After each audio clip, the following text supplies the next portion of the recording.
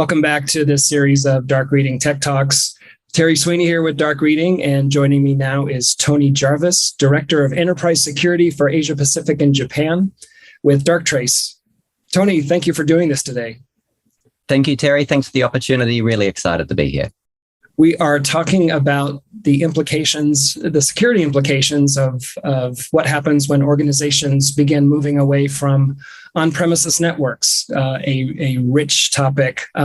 Let's just start with maybe a barometer reading of where we are with this. Are we witnessing the end of on-premises networks?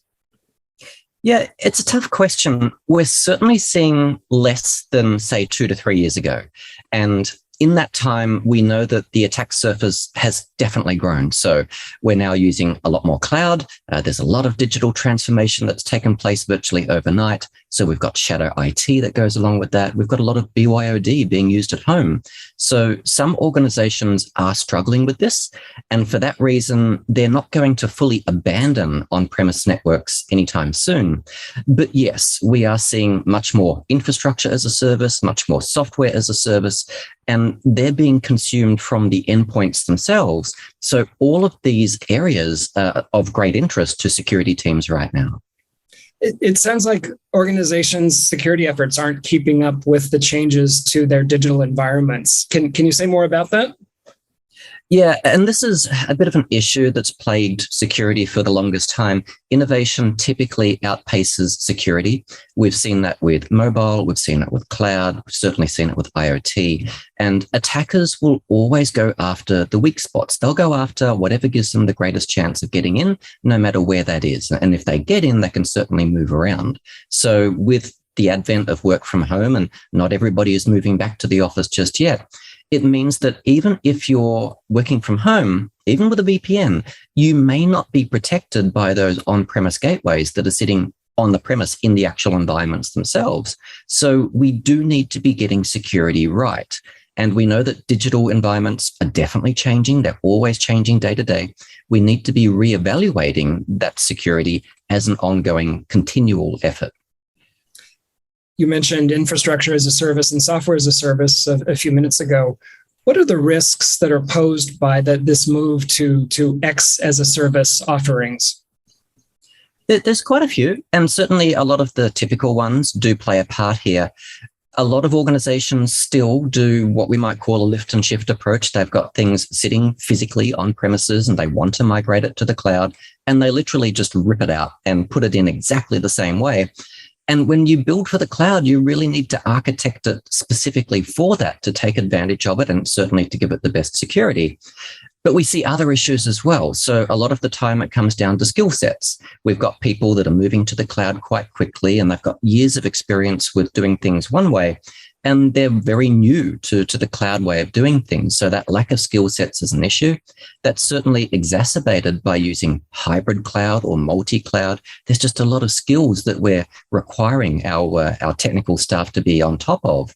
And we also tend to underestimate what can go wrong. So for example, I hear customers talking about crypto miners all the time, and they say, well, look, it's no big issue. Well, in the cloud, it certainly can be a big issue because not only does it tell you somebody has found a way to get in and break through your defenses, but if you're paying the cloud and you're paying elasticity, that means at the end of the month, you might have a very rude shock when you come and look at your bill because you had no idea all of these virtual machines were being spun up. Tony, Zero Trust is in the headlines as usual, and it's certainly a marketer's darling as well. Talk a bit, if you would, about whether Zero Trust architectures are enough to keep endpoint devices secure when they're away from VPNs. Yeah, Zero Trust is one of these things. I like it. I really like the philosophy of Zero Trust, but it does prove to be a tad confusing.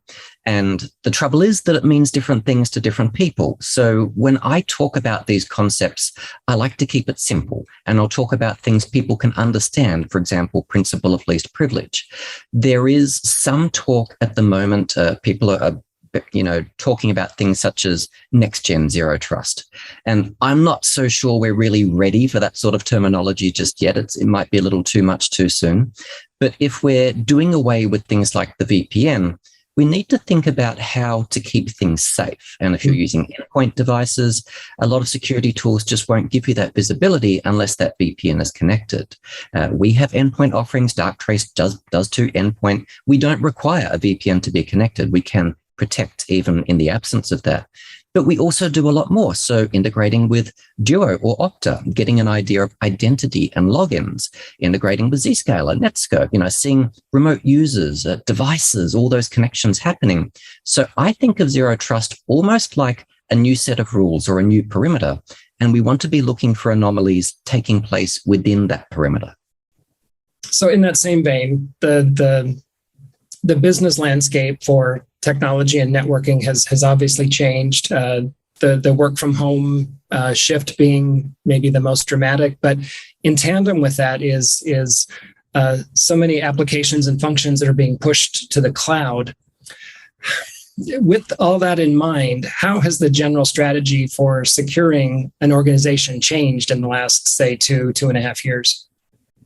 Well, the good news is I definitely have seen a change, and it's now leaning much more towards greater flexibility, better adaptability, and certainly prioritizing. You've got to prioritize what the major things are you want to get on top of and get that under control before moving on. So I'm seeing a lot of security teams looking at things like, where are these services being hosted that we're using? Where is the data residing? Where are those services actually being consumed from? And typically that'll be endpoints of some type. And so they start to ask questions like, how are the threats getting in? And in the vast majority of cases, threats will get in via email. So they'll perhaps look at, securing that or putting more attention onto that. So the thing is, there's no real perimeter anymore, not in the traditional sense. And that means that things can get in through a number of different ways. We need to get better at detecting that. So it comes down to quite often detecting things such as lateral movement, looking at things such as living off the land techniques. So if somebody was to get in and take hold of controls or applications or tools that are sitting on devices and use what may be legitimate tools for malicious purposes, is that something you'd be able to pick up? So we're always thinking not in terms of good or bad per se, but more in terms of normal. Does this belong in the environment? And then by association, unusual. If this is unusual, it might be tipping us off that something is perhaps askew and might warrant further investigation. Tony, thanks for the update and the insights into what happens security-wise as we move away from, or at least add to, our on-premises networks. Thanks for your time today. Thank you so much. We've been talking with Tony Jarvis of Darktrace. This has been Terry Sweeney for Dark Reading. Thanks for joining us for this Tech Talk. We'll see you next time.